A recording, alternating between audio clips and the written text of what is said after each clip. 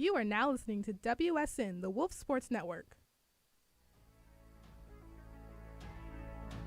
Live from Carrollton, Georgia, this is Sports Pack.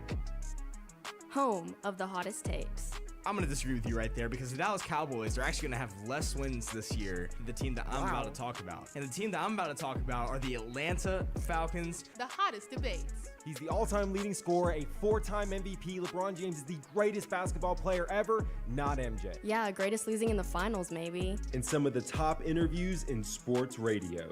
Super Bowl champion, Brad Johnson. This is Joe Urso, five-time national champion head baseball coach for the University of Tampa. This is five-time Olympic medalist Alana Myers-Taylor. This is President Brendan Kelly. You're listening to Sports Pack. You know what time it is. Wolves Country, let's ride. All right. Welcome in to Sports Pack. It is a beautiful Monday evening here in Carrollton, Georgia. Carly's busy. Gavin's busy.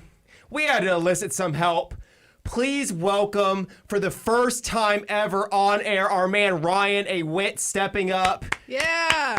Thank you so much for being on, Ryan. We appreciate it. As always, joined by Richard, Gianna. We have a loaded show for you guys. NBA, NFL, college basketball, some breaking sports news over the weekend and today we have to get into. But as you know, Sports Pack is brought to you by Dine West. Remember, you can always reload and continue grabbing your favorites from Starbucks or Chick-fil-A. Call the Wolves Card office at 678-839-6525 or stop by their office in the UCC.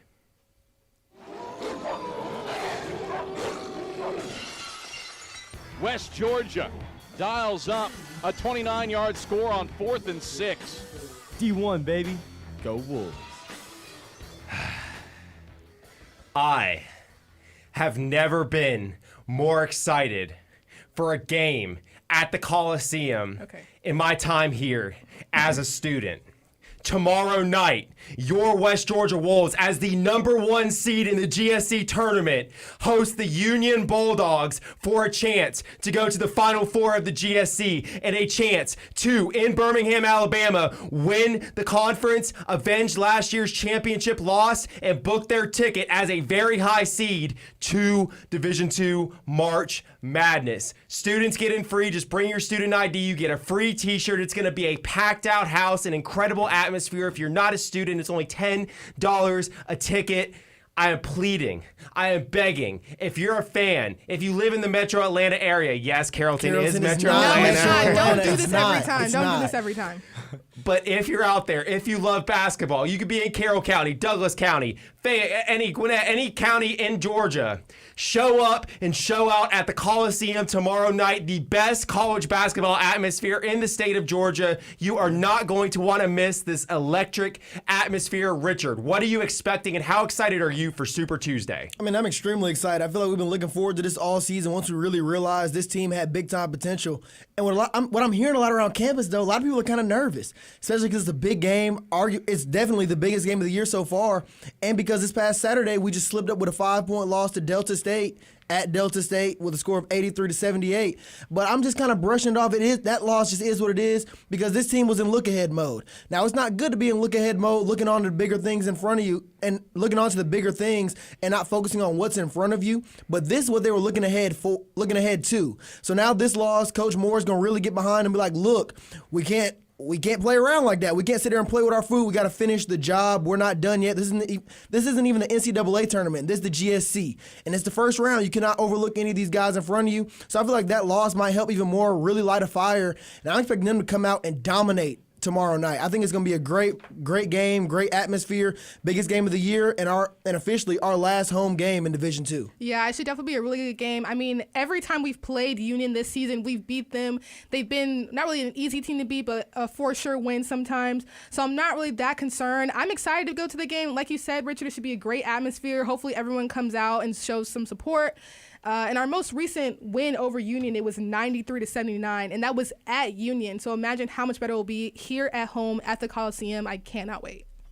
I agree. I just think our guys are locked in, ready for the playoffs. I mean, we've seen it the whole season. They've been prepared. They come out, they play hard. They go on the road, play hard, especially at home. We're at home. We're undefeated at home. So it's like they're coming in, they're prepared, 7:30. It's going to be an interesting game, but I have definite faith that we're going to pull it out. Got to end the season the right way. Yeah. Not this home season the right way. Let me say that. Continue with it. Look, last episode, if y'all listen, y'all know I called out Valdosta State. I said, look, you got to get to that A seed. We got to have that final clash against our biggest rival. Not surprised. They didn't hold up their end of the bargain. They were scared. They were afraid. They were chicken. But we already know that about Valdosta State. Shout out to Union. They're a good team. They've battled to get to this point. But guess what? We are going to annihilate Union tomorrow. I have no doubt in my mind this will be an absolute massacre at the Coliseum tomorrow. Everyone's going to stay till the end because they love their Wolves, but you'll be able to leave halfway through the second half. I expect West Georgia to crush Union. Yes, the loss at Delta State stunk, but guess what? Our guys were looking ahead a little bit. They wanted to stay healthy. That game was meaningless in the grand scheme of things. We had already locked up the number 1 seed. Yep. Like you said, Richard, Zoddy played the first 3 minutes. They took him out for a while, put him back in the game, but no one was given their 100% all-in effort because, look, if you fall down with an injury, we already saw Zoddy on the bike the last home game. Yep. We don't want to see any of our guys go down. We played it safe, lost, but guess what? Dave Moore is going to have those dogs hungry tomorrow. We are coming for blood in this GSC tournament. I am expecting a 20-point emphatic victory tomorrow night, and then we're going to go to Birmingham. We're going to win it all. I feel so confident in these Wolves. Now, I know we're all excited about the men's game tomorrow here at home, but congrats to the women. They also secured a spot in the GSC playoffs. Unfortunately, though, they will be away, and I'm glad you mentioned Valdosta because that is exactly who the girls are playing tomorrow in Valdosta at 6 p.m. Now, unfortunately, this season, anytime the girls have played Valdosta, they have lost, but it hasn't been more than a double-digit loss. The largest loss was by 10 points, so it's not too bad. And realistically, the only reason we lost those games was because of our turnovers. If we can take care of the ball and keep the ball, I think we have a real chance of winning this game tomorrow. I'm wishing them the best of luck. I mean, obviously, yes. It ain't looking pretty right now. You got to play the 1 seed Valdosta in Valdosta. Yeah. I mean, it's gonna be a game. I can say that for sure. I mean, I really, really hope they win. There's been a lot of games I've gone to where this women's team has really impressed me. They just need to all gel as one, play within themselves, and like you said, don't turn the ball over. They have a chance. It's not like Valdosta's just been thrashing them all year, like you said. They have a chance. They're just gonna have to execute the best they've done all season throughout the entirety of this conference tournament. Should I do it? Should you do what? I didn't do it. I didn't think it was appropriate. Look. I'm scared. What are you guys? What? Sometimes, as an analyst, you got to stand on the ledge. Sometimes, you got to pull the Jon Snow. You got to, unsheath your sword while they all charge at you. I'm going to do it. I'm going to pick the West Georgia Wolves women's basketball team to go into Valdosta, the last game against the Blazers, and get the job done. Now, how will we do it? I got no idea. But I'm telling you what, this team has heart where they lack talent. This team has determination where they do genuinely. Where what we lack in talent, we make up for in determination. We make up for in effort. This West Georgia women's basketball team will take down the Valdosta State Blazers and send shockwaves through the entire GSC. All right, you cleaned it up at the end. They're just like Tim Tebow. Tim Tebow had more heart than he had talent. I mean, exactly. Come on. Big time. National champion. Why can't we? Why not us? That's what I'm saying. All right. Hey, listen. Okay. Why not us? Why not Wolfstock? The concert event of the year is coming Thursday, April 4th from 6 to 9 p.m. right here at the University of West Georgia's Campus Center Ballroom. Catch artists such as Dark Souls Thug, Jay Pruitt, Kamal Saucier, Caller, Lumina, and XO. It's going to be... Richard, your face made me laugh. I'm sorry. I didn't make a face. He wasn't even looking at you. Wolfstock is brought to you by Dine West Housing and Residence Life, Student for Center Involvement and Inclusion, American Pie Pizzeria, Illuminated Productions, and Osier Apparel. Remember, do not miss Wolfstock. It's going to be incredible. 40-88, a 52-point margin of victory, the third largest in Boston Celtics history. Why was that the beginning of that stage? Why did you do that? The Wicked Witch is dead. The team that terrorized the NBA for darn near a decade is done. The dynasty is cooked. It is fried. It is seared. It is in the grave. make the tombstones, the Golden State Warriors and Steph Curry are forever done in this league.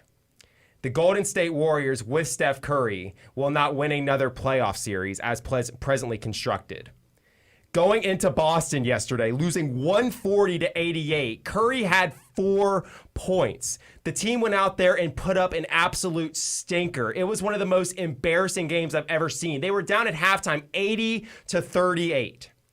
Yes, the Celtics are the best team in the NBA right now. No one is denying that. Jaylen Brown's 29, Jason Tatum's 27. They have a deep, incredible roster. They didn't even have Porzingis, and they played this well. This Celtics team is clicking on all cylinders at the right time after All-Star break. Heading into the playoffs, this team looks darn near unstoppable.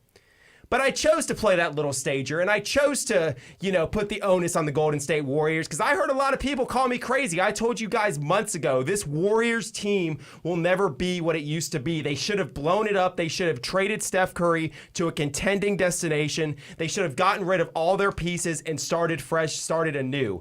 None of these young pieces are going to get you anything in return that you're going to turn into a championship contending roster. We see the West right now with the Thunder, the Timberwolves, the Clippers. It is stacked at the top. The rest of the teams in the play-in right now, the Lakers, the Suns, the Mavericks would all beat them in a play-in game. The Warriors aren't going to make the playoffs. I think we look at their future. You got a 36-year-old Steph Curry. You got a washed-up Klay Thompson, a washed-up Draymond Green. Like I said, a bunch of young guys who are solid, but none of them are going to get a big return to put pieces around Steph Curry to win. I think the best thing to do for this Golden State Warriors team, I've said it once, I'll say it again, is to blow it up, get rid of everyone, start fresh, start new. And honestly, signing Steve Kerr to that contract extension was a big mistake. I think he was a great coach and he was a front runner when he had one of the best players in the NBA, when he had Kevin Durant, when he had those dynasty teams. I don't think Steve Kerr is fit to rebuild a team. I don't think he's the guy I'd want heading my franchise going into a new generation, a new decade. I think this Golden State Warriors team is cooked, fried. Yesterday was the end of the chapter. It's over. Man, that was bad. It was embarrassing. It was very bad. It was terrible. And I mean, as we're looking at that game, and I mean, looking at this season as a whole, and they're still 4 games over 500, but they haven't been impressive whatsoever. They don't have a pulse defensively. I mean, this Warriors team is rough, and yesterday really showed all their deficiencies all at once. It just came to a head. So it's really like, what do you do? Is trading Stephen Curry Is trading Stephen Curry the answer? And as of right now, it looks like it might be. He has the most value on this team, probably has the largest contract as well. I mean, moving Steph Curry might be that step in the right direction. It's going to be hard to do it because, I mean, I'm sure Steph Curry wants to retire as a Golden State Warrior. They want him to. He's the best player in Golden State Warriors history. But at this point, it's like you're going to have to move him to move forward while he still has value, get a few first-round picks, bring in some role players, and start trying to rebuild this team from the ground up. You're right. It's pretty rough right now, and there's no end in sight because if you keep trying to keep this same core around, it's going to continue to get worse. Steph Curry is the best player on this team by far, and there's really nobody else around him. Klay Thompson's been a shell of himself all season, extremely inconsistent, and Draymond Green is just a walking technical foul at this point. So it's like, what do you do? I'm with you, Brendan. You blow up the team. It's about time to get it over with, rip the Band-Aid off, ship Stephen Curry off somewhere where he can contend for another championship, set him up with good footing. Another team out there is going to be more than happy to get Stephen Curry this offseason because I doubt they trade him in the middle of this season. But it's not time to blow it up while he still has a whole lot of trade value. Yeah, yesterday's game, I actually watched the entire game, even though I don't know why I did. It was basically over after halftime. But it was embarrassing. How you watch that? Yeah, it was embarrassing. One of Steph Curry's worst performances, I think, in his career. It was awful. It was really hard to watch. Now, I agree with you guys. I think they need to make some massive changes. Yes, maybe blow it up. But the Warriors team, the front office, the coaching staff have made it clear that they don't want to touch Steph Curry. They want to keep him on the team. They want to keep him there. They don't want to trade him. So that's probably a non-starter when it comes to how they're going to fix this team. I think everything else, though, yeah, get rid of Klay. Get rid of Draymond. Bring some people in who can help Steph, like y'all were saying, some real help, some real contenders, stuff like that. Because, Steve Kerr, he's made some adjustment. He has Klay Thompson coming off the bench. He has Chris Paul also coming off the bench. Well, I completely forgot Chris Paul was on this team. Like, he has made zero. Well not be. He has made zero waves since being a Warrior. But yeah, you got to get rid of everybody. They made some changes, like I said, with bringing Klay Thompson off the bench, but that hasn't really seemed to be that helpful. Draymond Green, like, what does he even add to this team besides being a find for them every once in a while? Like, I don't see what he's adding to the team. So yeah, blow it up, but the Warriors have made it clear they don't want to get rid of Steph. So I think they're willing to build around him than do anything else. Yeah, I would go as far as saying, like I was saying, trade Klay, trade Draymond. I'll go as far as saying trade Kuminga or Moody. They have great value elsewhere. Like, if you wanted to truly build around Curry, every option is a possibility. Kuminga, Moody, Thompson, who else they got? You got Wiggins still. Wiggins hasn't shown up and played for his contract. So it's like we're forgetting people. You got Chris Paul, who you just acquired in this offseason. So you have pieces who are people you can trade other places if you truly want to build around Stephen Curry. I think they do have a shot to do something late in the season. Like, they could be a matchup problem somewhere. But as it's looking right now, and especially after yesterday, I don't have much faith in the team. Yeah, it's ugly, and like you said, they still have this team. This team can get hot at the right time and make waves late in the season. I mean, we've seen in the past few years when they won that championship against the Boston Celtics a few years back, really nobody saw that coming. Exactly. So they could put it all together. Andrew Wiggins might show up again. Kuminga might step up, and they could salvage this season. But like you said, as it's looking right now, it's like, is it really that possible? Like, is that really going to happen? I don't really know, man. I don't really know what I would do if I was the Warriors GM. I just keep trying to talk about all the championships we won. Every time somebody talks about a trade, hey, man, we got 4 rings, though. Right, yeah. Exactly. That's really what you got to keep doing. 2-3 in a row, stuff like that. Exactly, the glory days. Bringing up the past, yeah. Now, since I mentioned the Los Angeles Lakers, I would be remiss if I did not congratulate the greatest player of all time, LeBron James, on becoming the first basketball player in the history of the world to score 40,000 points. An incredible accomplishment. Obviously, he broke Kareem's record last year, but seeing him and now he has 11,000 rebounds and 10,000 assists, which is incredible when you look at the only other player with, there's a player with 20,000, 10,000, and 10,000, but there's no one with the 30,000, 10,000, and 10,000. It's crazy. He has 20,000 more points than the next guy with the 20,000, 10,000 rebounds, 10,000 assists. It's an incredible accomplishment. The Lakers, yes, they lost to the Nuggets, but they seem to be heating up a little bit. The Lakers are playing better basketball. Right now, they're 10th in the West. The Suns also in the play-in, they're number 7. The Warriors, we just talked about, number 9. And sitting at number 8 right now are the Dallas Mavericks, led by Kyrie Irving and Luka Doncic. The last question I want to ask you guys before we move on. Of those 4 teams in the Western Conference play-in picture right now, which has the best chance to make a big-time run in the playoffs? I would say the Mavs. I'm pretty high on the Mavs. They're a pretty inconsistent team when I've tuned in and watched them. Like, one night they're really good. You'll see Luka with a 40-point triple-double with Kyrie adding in 27 and 10. And then you have the other pieces chipping in. They have really good at the trade. They made P.J. Washington. They got Daniel Gafford. Like, they made moves to try to secure their defense, secure their bigs into making runs in the playoffs. So, in comparison to the other teams, I don't see the Lakers going anywhere, personally. I think the Suns could make it. I feel like they're either a hit or miss team, too, either being in the first round or they'll go deep. So I'm going to stick with the Mavs. I think this is Luka and Kyrie's year. Since they missed out on it last year, I think this year they can make that jump and take it to the second round, maybe even the Western Conference Finals. See, I like this. I like that Mavericks team too, and I'm not mad at that take. But when I look at the Suns, man, it's hard for me to overlook them.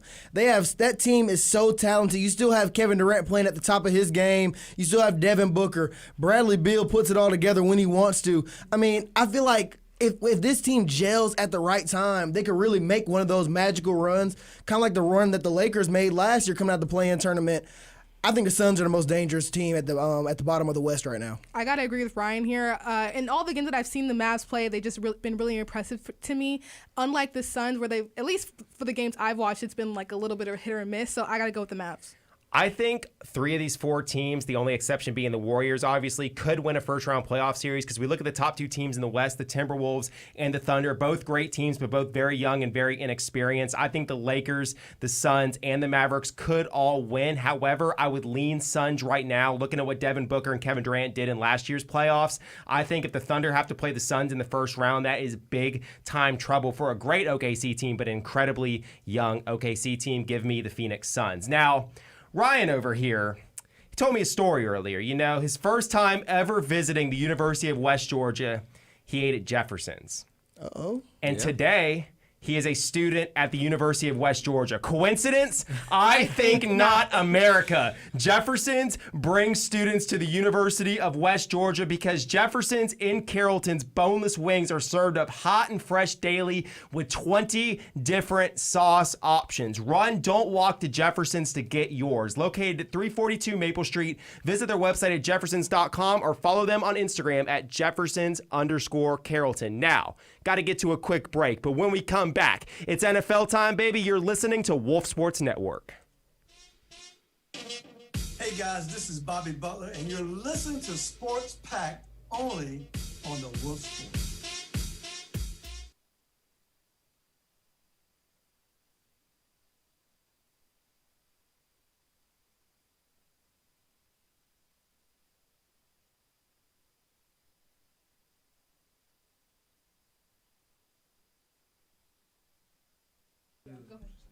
Hey everybody, this is Richard Reed here. Just reminding all of you that are watching on either YouTube or Twitch, we are indeed a radio station first. I want to thank y'all for tuning in. If you can go to wolfsportsnetwork.com and hit the play button in the top of the screen, you can listen to the great music that we're playing because right now we're taking a song break.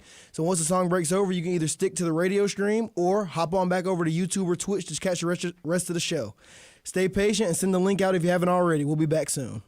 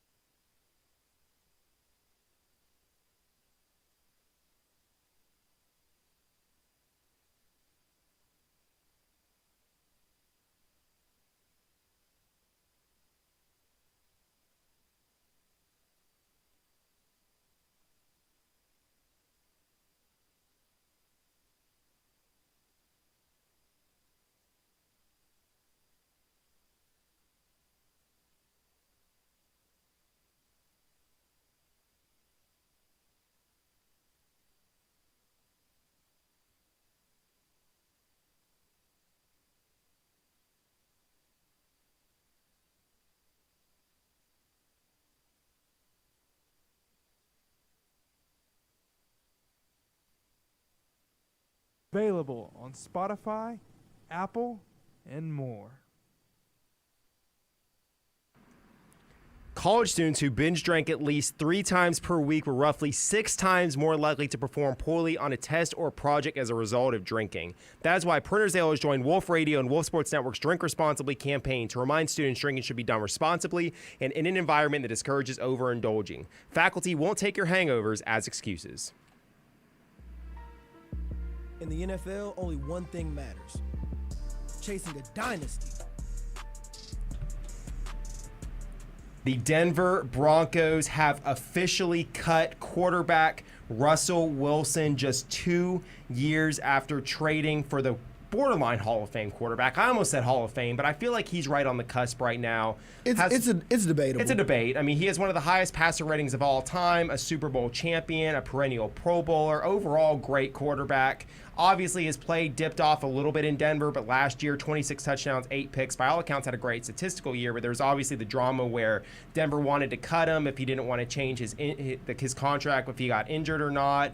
Created a lot of tension. Obviously, Jarrett Stidham, our guy, Jared John Stidham, Halley's shout guy, out. got a few opportunities now. Russell Wilson on the open market. Denver is eating $39 million, but they avoid $37 million guaranteed trigger for the 2025 season that would have taken effect later this month.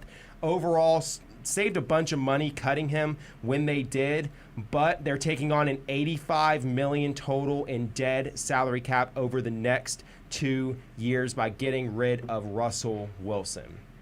Going forward, where do we see Russ and where do we see this Broncos franchise without him? I really have 3 teams in mind when I think Russell Wilson. I know me and you discussed the Pittsburgh Steelers a while ago, and I still think that's a viable option. While there are some reports saying that they're not interested and they kind of want to stick with the guys they have, I still think Pittsburgh will be a great fit. They have a very solid running game with Najee Harris and Jaylen Warren, a young star rising in George Pickens, the GOAT from Georgia, by the way. Let's not forget that. Let's not forget where he came from now. Sure. Now let me get sidetracked. You got George Pickens, Deontay Johnson. You have a nice young team with potential. They're still stacking up that offensive line. We'll probably see them go offensive tackle in the first round. They're building something there. So if you take Russell Wilson and plug him into that team with that running game, those young wide receivers, you can really make something happen and try to compete for the AFC North. That's an extremely tough division, but that's a step in the right direction. Big time improvement at quarterback because Russell Wilson had a great season last year. Then I look at teams like Atlanta. I'm still sold on Justin Fields to Atlanta. I know for a fact it's going to happen at this point. I've been saying it for a few months now. I know all of you that have been tuning into Sports Pack know I've been saying this for a while. I think Justin Fields to Atlanta is definitely going to happen, but I also wouldn't be shocked if Justin Fields ended up going somewhere else if the Falcons went out and looked at a guy like Russell Wilson, a guy that's proven he has success, also another run-heavy system. I feel like it would work well. And also you have Vegas. They struggled at quarterback last year. Jimmy Garoppolo wasn't the answer, and then he got injured. They had to go to Aiden O'Connell. It didn't really work out. Plug Russell Wilson into that system with Jacoby Myers, Josh Jacobs, Devontae Adams. Solid team that still has work to be done to that roster, but picking up Russell Wilson would be a great start for the Raiders. So those are the 3 main teams I'm looking out for to pick up Russell Wilson. I mean, yeah, look, I know I made that argument a while ago with Aiden O'Connell being the starter, but for a team like Las Vegas, for trying, with a new head coach and trying to get more into their program and keep building around it, it would make sense to go get a guy like Russ because he has the experience, he knows how to, run the system with these guys, and I don't think you don't look away from Russ because he is a great quarterback. I could see him moving on from Aiden O'Connell. I'm still going to stick with Jarrett Stidham as much as you're going to argue it, but still. For the Broncos, though, going over to them, I think it definitely sets them a little foot back because of how much money they're losing on this and how much you're cap hitting on this, even though we just raised the cap million to an extra $30 million. But it's going to be rough for the Broncos right now. Not that I have great players, but with that much money being gone and you're going a little bit negative, yeah, it's not going to help you in the future. I forgot to answer the second part of your question. You said, what's next for the Broncos? Well, I see them, without a doubt, going for a quarterback in this year's draft. They took a big-time cap hit with Russell Wilson, yes, but it's time to start building for the future. Sean Payton's looking for his next guy. He wants to work a quarterback in his system, really groom that quarterback. So I see them looking in the draft for a quarterback. I don't know if I see them moving up. Maybe if things about J.J. McCarthy start moving, saying that he might be quarterback 4 off the board, he might go a little earlier, then you might see the Broncos move. But I feel like as of right now, J.J. McCarthy is the guy they're really looking at. A very young quarterback, like you've been arguing for the past few weeks, Brendan. He's young. He's 20. Big frame, 6'3". He has an obviously strong arm. We can see that in some of his stuff at Michigan, and also when he was throwing at the combine, he was overthrowing some of those receivers. That just shows how strong his arm is. A quarterback that Sean Payton can really work with and truly develop over a couple years because he is young with a lot of upside. So I could probably see them going for a guy like J.J. McCarthy in this year's first round. Did I just hear Richard Reed praise J.J. McCarthy on Sports Pack? Now, I haven't been bashing. Let me not say I'm praising him, but I'm not bashing J.J. McCarthy either. In the past few times we've been debating it, I said I see the upside, but we just didn't see that much of it in college when comparing him to guys like Michael Penix. Right. But he's athletic. He has a strong arm. He can throw it with some zip, like you're saying.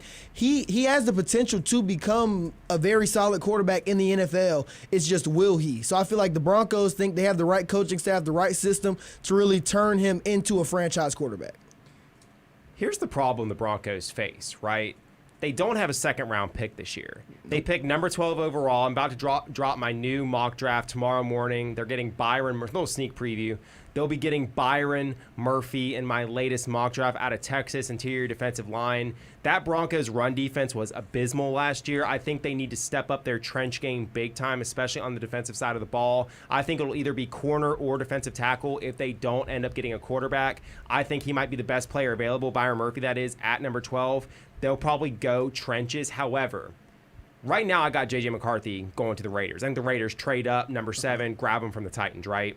those 4 quarterbacks are off the board. Say Caleb Williams goes number 1 overall to the Bears, Drake May to the Commanders, Jaden Daniels to the Patriots, and then someone trades up for, J.J. McCarthy, probably either the Raiders or the Vikings. Okay. The Broncos have one of 2 options. They can go best player available. They can get, a Quinion Mitchell out of Toledo. They can get Terry Arnold out of Alabama. They can go my route and get Byron Murphy out of Texas. Or they can reach on Bo Nix. They can reach on Michael Penix because, look, on the surface level, those 24-year-old quarterbacks, they had great years last year in college. Richard, you're especially high on Michael Penix, but there's obviously holes there. In most drafts, they'd be like a late first, early to mid second round pick. But if you're the Broncos, that quarterback market might dry up. Say they don't trade for Justin Fields. Say Kirk Cousins signs. Let's play this scenario. Let's say Kirk Cousins signs with Atlanta. Let's say the Vikings get aggressive and they trade for Justin Fields. All of a sudden, the quarterbacks available, you're looking at Mac Jones, you're looking at Ryan Tannehill. If you're the Denver Broncos, you might say, look, Byron Murphy's great. One of these top defensive backs are great.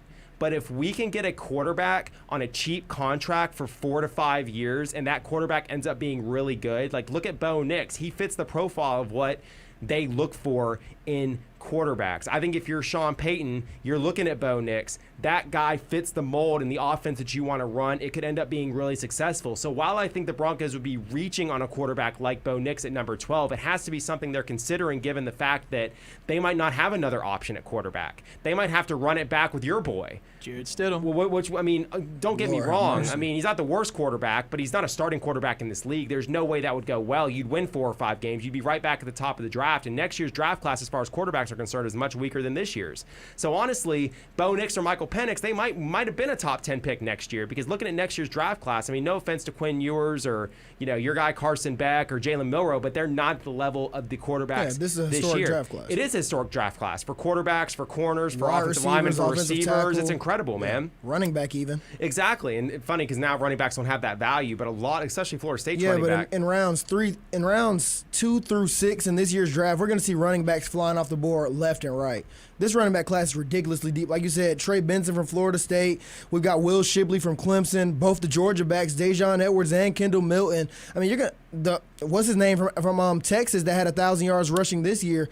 This year, it's extremely deep at running back, and nobody's talking about it. I wanted to ask you, Richard, watching this past week's combine, what performances stood out to you especially? Because we saw a bunch of historic ones. I mean, it's hard not to look at Xavier Worthy. I mean, he set the record, but the thing is, he's not like John Ross who set the record. Then all of a sudden, people started talking about who he was. Xavier Worthy was a dynamic playmaker before he even set the combine record. So that's definitely one. You've got Nate Wiggins at Clemson who ran in the low 4.3s. He was the fastest DB to run this year, and he was already viewed as a first-round lock. But showing his top-end speed, what he can really do in open field, that turned a lot of heads. I mean, Terry and Arnold really put out a lot of teach tape. I mean, he's a flat-out baller. Lat McConkey running a 4.39. I know you're very high on Lat McConkey, Brendan. I mean, I'm high on him, too, being a Georgia fan. He's an extremely good route runner, but showing he had that top-end speed, I expected him to run low to high 4.4s, but seeing that he ran a 4.39 was extremely impressive. Paired up with his great route running, he lines up in the slot, he can line up outside. He's a receiver that you can really put anywhere. Those are a few guys that stand out, but Lat McConkey impressed me a lot. I couldn't agree more. And honestly, looking at this edge rushing class, I feel like it's very underrated because Jared Verse and Dallas Turner had incredible combines. Yeah, I forgot to say Dallas Turner. No, Dallas Turner's incredible. I think he'll go top 10. I think Jared Verse is a strong candidate to go to the Vikings at 11 if they don't trade up or select a quarterback there.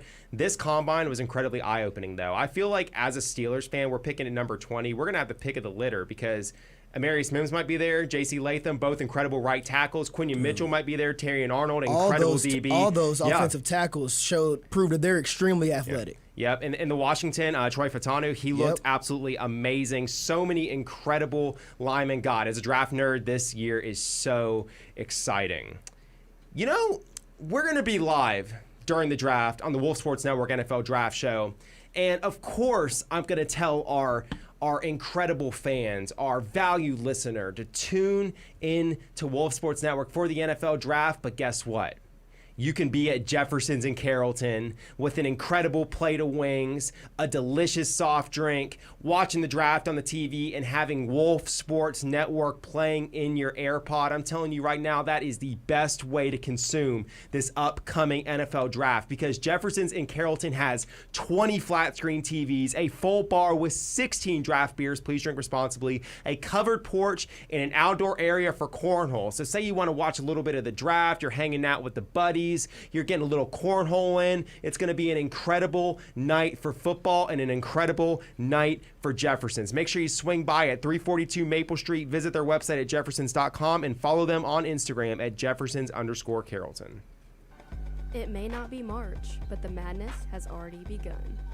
Up in time, Clark for the win! Yeah! There's a takeaway and a run on the poster. Dante Scott absolutely throttles the rim. It was a battle. It was. Both teams duked it out. It wasn't the third Saturday in October, but Tennessee and Alabama were playing so hard it was darn near a football game. Bama came close. They fought till the end, but the Tennessee Volunteers prevailed on the road 81-74, rising up to number 3 in today's AP poll. Now, obviously, this Tennessee Volunteers team, we've been watching them for years. They're knocking on the door. They're veterans. They got an incredible head coach. They got a few incredible players, but it seems every single year they fall short. I don't know if y'all smell it, but there's change in the air. Tennessee has a new vibe. They have a new dynamic. And this Volunteers team has their eyes on a national championship trophy. Richard, how realistic is it that the Tennessee Volunteers take home the whole darn thing? Dude, it's very realistic because in these years past, we've seen these Tennessee teams led by Ziegler really make deep runs with their extremely aggressive defense and their decent playmaking. I mean, like, they were a team that they would just stick with you the entire game, make you work for every single bucket, and then they'd also work for every single bucket as well, winning very close games. But now, having Dalton Connect on that team, they can outright score with anybody in the country. And you saw that this game against Alabama. They made Alabama scratch and claw for each and every single bucket that they made, and they were also sticking with Alabama, the best scoring team in the country right now, and outscored them, of course, because they won 81-74. They outscored them. But they have the tools to really compete with anybody now, defensively and offensively. This Tennessee Volunteers team is scary, man. But I also want to tip my cap to this Alabama team. They have some of the best home court in college basketball, the way they always white out their stadium, their Coliseum. But Alabama played the best defense I've ever seen them play this season. Well, not this season. They played the best defense they played all season this past weekend, because that was a team that would just flat out outscore you, run away from you, and hide, but you'd be able to score on them all night. Well, they also made Tennessee fight for each and every single bucket. This Alabama team's coming different as well. I view both of these teams as valid contenders for the national championship. I'm not giving a slight lean to either of them. Tennessee won the head-to-head this game, but Alabama is still just as good. They're extremely dangerous. Yeah, both of these teams are very good. I agree that Tennessee looks like the favorite to win the whole thing, but unlike you, Richard, I am going to give them the edge between these two teams. But it's because of how good they are defensively. I mean, I know it's the old saying, offense sells tickets, defense wins championship, but that is exactly true for this Tennessee Vols team. I mean, they held Alabama 9 for 37 shooting from behind the arc. Like, that is just so impressive, especially like you said, Richard. Alabama is a great shooting team. I cannot wait for March Madness to officially begin because I can't wait to see the run that Tennessee goes on. You want to talk about Alabama and Tennessee? Let's talk about a team that has a win against Alabama and a win against Duke. I feel like we haven't talked about the Arizona Wildcats at all this season. Yeah, we haven't. And, I mean, they have a transfer, Caleb Love. I don't think a lot of people realize Caleb Love, that used to play for North Carolina, is currently the starting shooting guard for the Arizona Wildcats, and they're balling. They're running through the Pac-12. They have 2 losses against Washington State, but Washington State is one of those teams in the Pac-12 that's kind of flying under everybody's radar. But they've been in that top 20 to 25 range all season. They're a very solid team. But Arizona's right here in this race, and then Creighton put their foot down this weekend as well, getting a big win over Marquette. They won 89-75. Now, Tyler Kolek, arguably the best point guard in the country for Marquette, didn't play. But Creighton is still showing everybody that they are still in the race to win the Big East. They had a big win against UConn a couple weeks ago. Let's not forget that. Now the fact that they just went in there and beat Marquette as well. Creighton's trying to remind everybody, look, SEC's balling, Big 12, Pac-12, they all got some dogs. UConn, even in the Big East, is balling.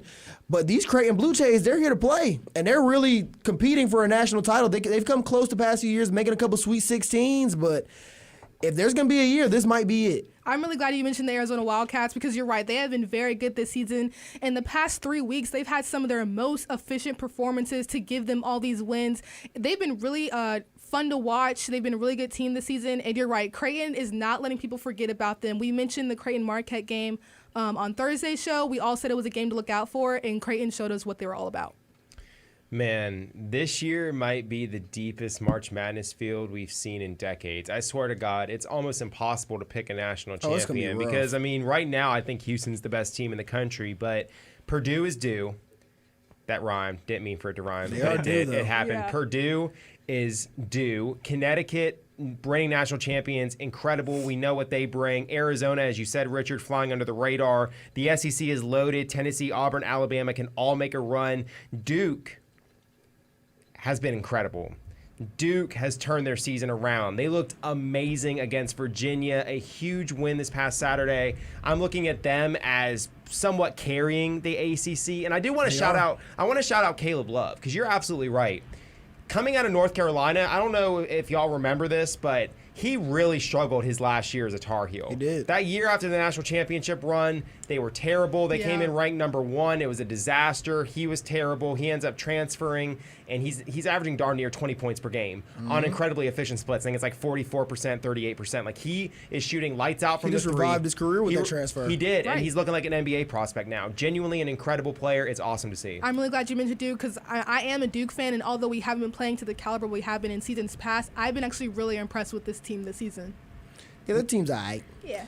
But I do want to say, listen, we're talking about all these teams, how wide open the field is. Let's not forget the American Conference had a Final Four team last year in Florida Atlantic, and they're still right there. They're still right there in the thick of it. They're going to be in the tournament. They're still a dangerous team. They're retaining all the players that they had from last year, and a lot of them, like Elijah Martin, have gotten even better.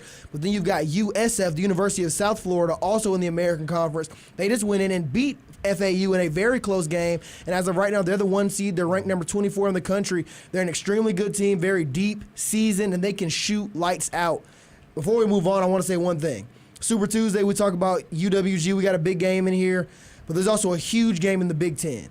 We got Purdue going up against Illinois, 2 of the better teams in the country. I think Illinois is also a valid Elite 8 contender. They're definitely a very good team. They play very valid defense, and they can score with anybody. I feel like we're saying that about all these teams, but all these teams this year are extremely good. Illinois is going to give Purdue all they can handle on Tuesday. I can't wait to watch that game after I leave the Coliseum. Now, he's pulling out money, folks. I'm pulling out the dollar. If you're listening on the radio, he's pulling out a dollar. Rain. Hold on, I'm going to take my shirt off. Hey. Hold on now. Take your bottom dollar.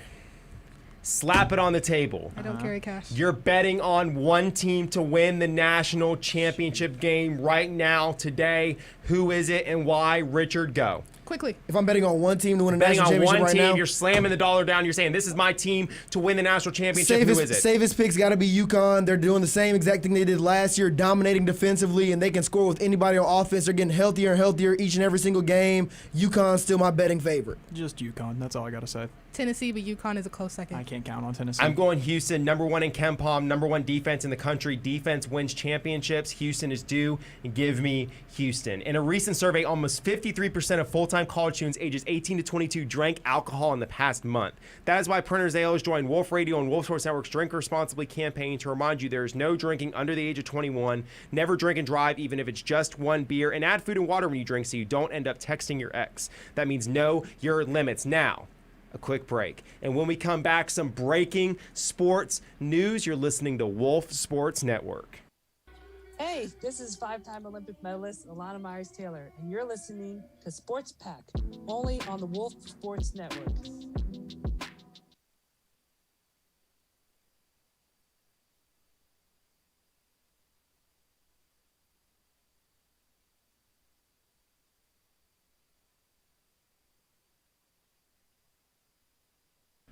Everybody listening on YouTube and Twitch, this is Richard Reed here. I'm just trying to remind you all that we are indeed a radio station first, and right now we're taking a song break. So sit tight, we'll be back very soon, or you can go to wolfsportsnetwork.com, hit the play button in the top left corner of the screen, and listen to the song break. And once we come back live, either sit tight there and listen to the rest of the show, or hop on back over to YouTube or Twitch to hear the rest. We'll be back in a couple minutes.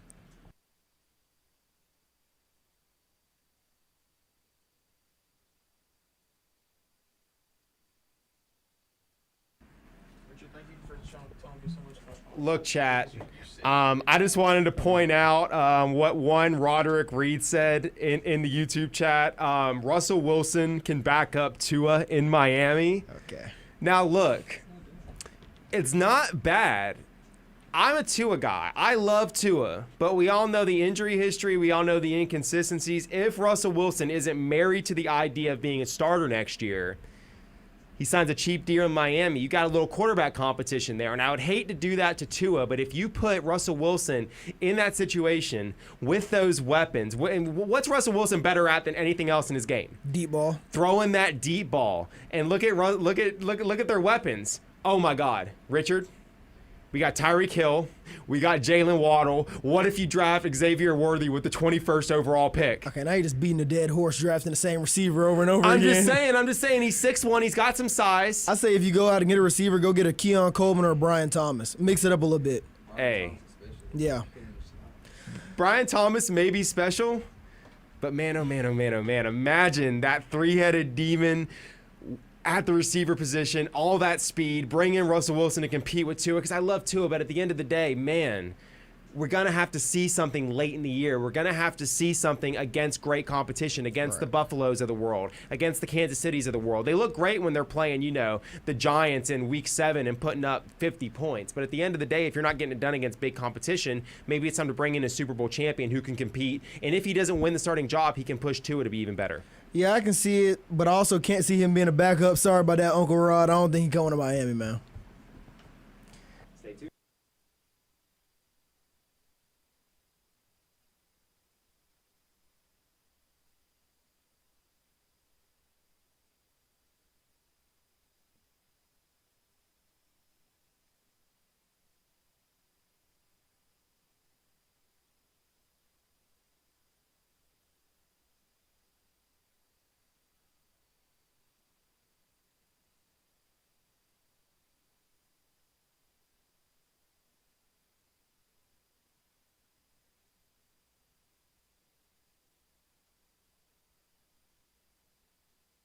That every man must conquer.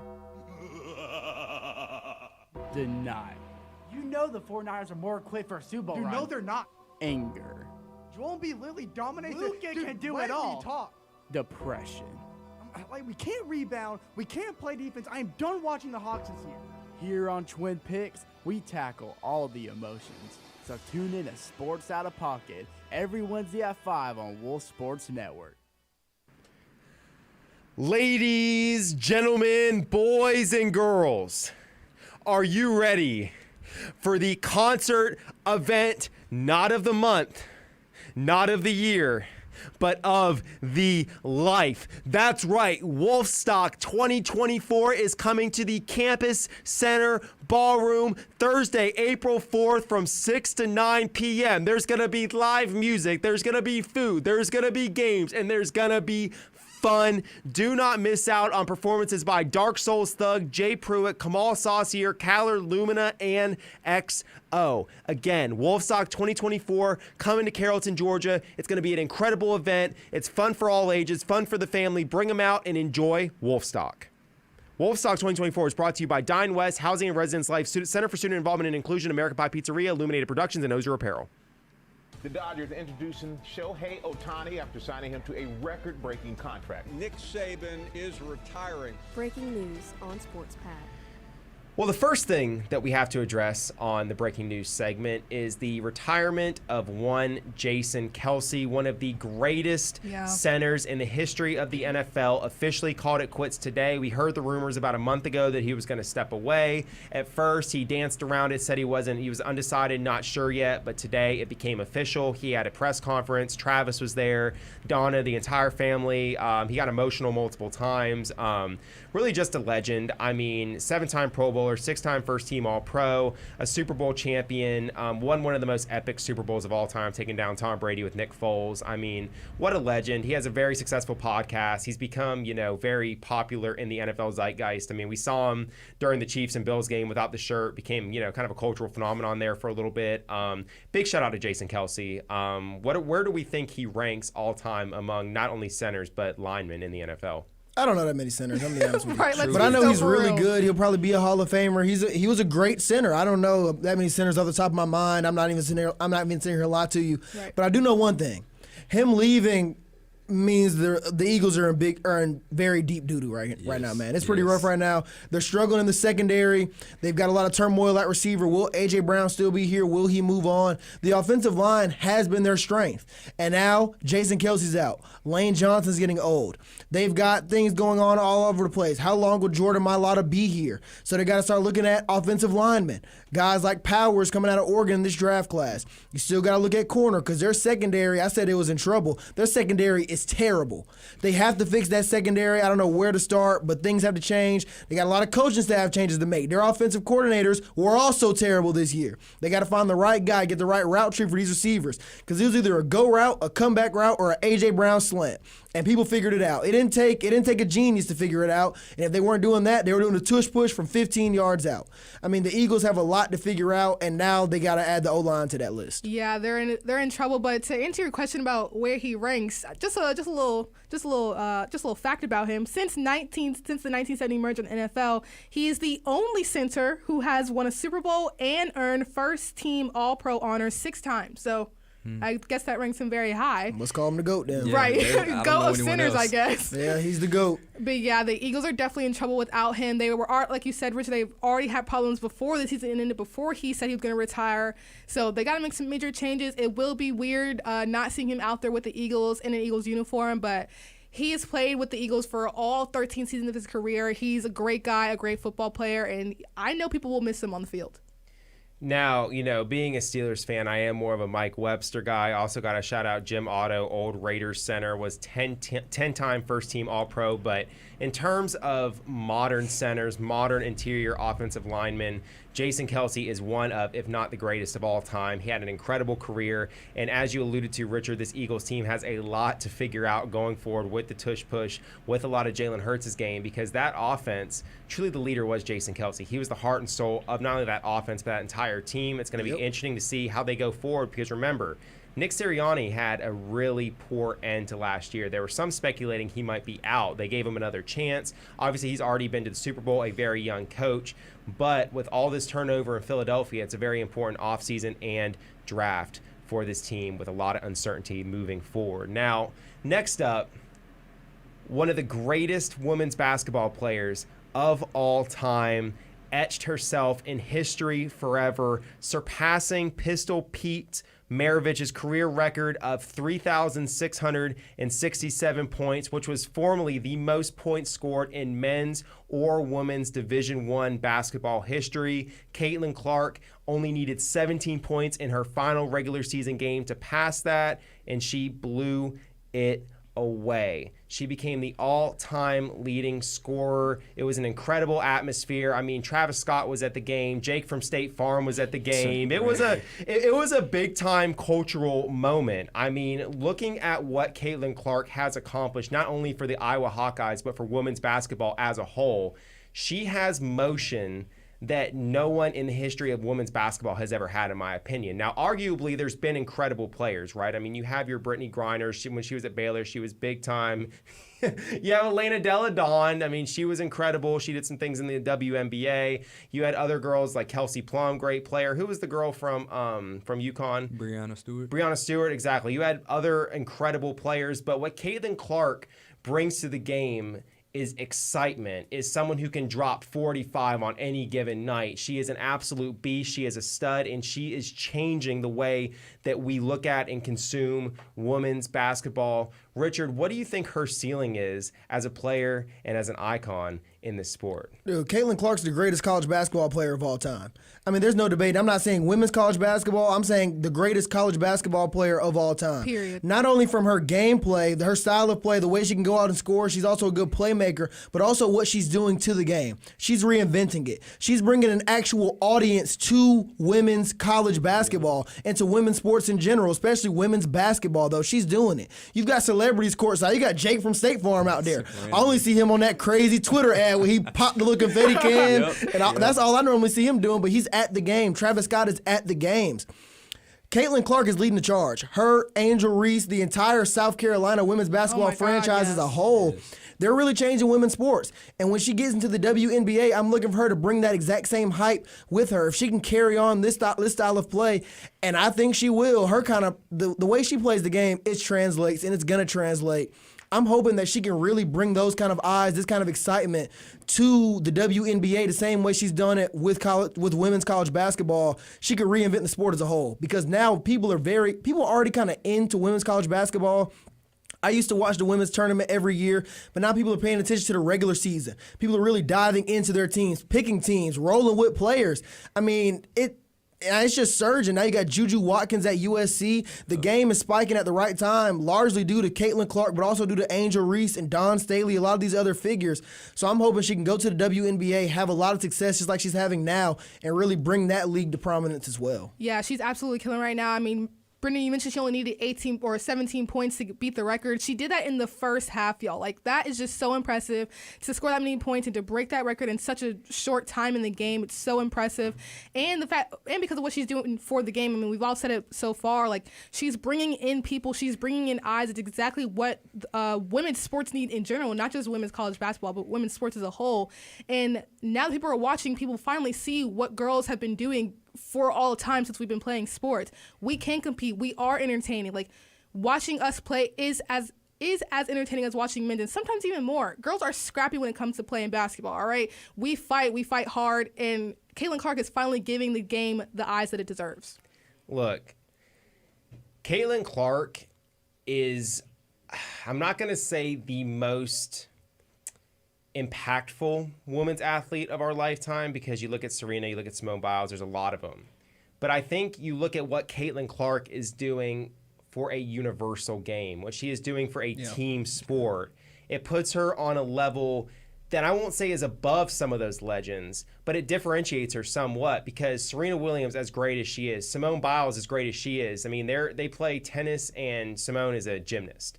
Those sports are incredible to watch. I'm a fan of tennis. I love watching gymnastics during the Olympics, but they're not as accessible. They're not as popular as a sport like basketball. We look at what Americans watch. It's football, it's basketball, it's baseball. Two of those three sports are only men play. So basketball is the only big-time team sport besides soccer in the United States where you have women playing this game. You have a league like the WNBA that exists. The WNBA loses money every year.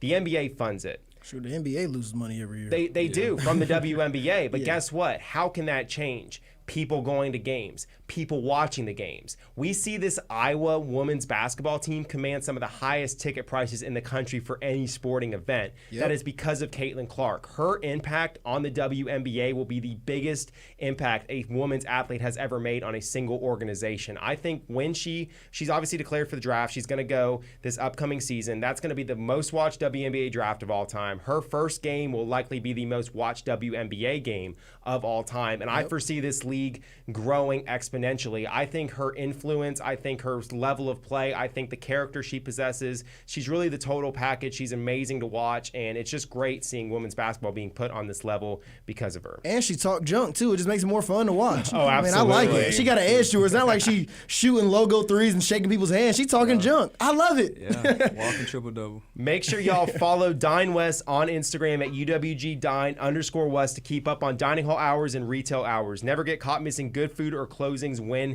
you're hungry. With all that being said, that is all the time we have left for today's Sports Pack. Huge shout out to Ryan coming in clutch. Yes, An sir. incredible Thank debut. Shout out to John for coming on. Richard, incredible as always. Gianna stepping in for Gavin, running the board, doing an exemplary job. This is your sports director, Brendan Willoughby Ray, signing off, saying tune in Thursday for the biggest and best Sports Pack yet.